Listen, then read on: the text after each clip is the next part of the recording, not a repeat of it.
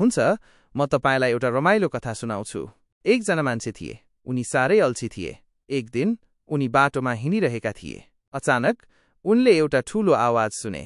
उनी डराए र रुख पछाडि लुके। आवाज फेरि आयो। यो एउटा सिंहको थियो। सिंहले मान्छेलाई देख्यो र उसलाई खानको लागि दौडियो।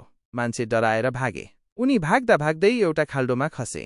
खाल्डो धेरै गहिरो थियो र उनी बाहिर निस्कन सकेनन्। सिंह खाल्डोमा हेर्यो र हाँस्यो। उसले भन्यो, अब तिमी मेरो खाना बन्यौ। मान्छे डराए, तर उनले हार मानेनन्। उनले सिंहलाई भने, मलाई नखानुहोस्, म तपाईलाई एउटा ठूलो जनावर खोज्न मद्दत गर्छु। सिंह लोभमा पर्यो र मान्यो। मान्छेले सिंहलाई एउटा जंगलमा लगे। जंगलमा धेरै जनावरहरू थिए। मान्छेले एउटा हात्ती देखायो र भन्यो, त्यो हेर्नुहोस् कति ठूलो जनावर छ। सिंह हात्ती देखेर लोभियो र त्यसलाई समात्न दौडियो। तर हात्ती धेरै बलियो थियो। त्यसले सिंहलाई सुनले समात्यो र फ्याँकिदियो। सिंह खाल्डोमा फर्कियो र मान्छेलाई भन्यो, तिमीले मलाई धोका दियो। मान्छे हाँसेर भागे। सिंह रिसायो र मान्छेलाई पछ्यायो।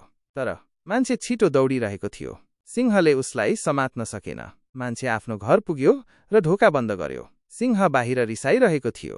मान्छेले झ्यालबाट हेर्यो र हाँस्यो। उसले सिंहलाई भन्यो, तिमी मलाई कहिल्यै समात्न सक्दैनौ। सिंह थाकेर जंगल फर्कियो। मान्छे खुसी भएर नाच्न थाले। उनी साह्रै चलाक थिए।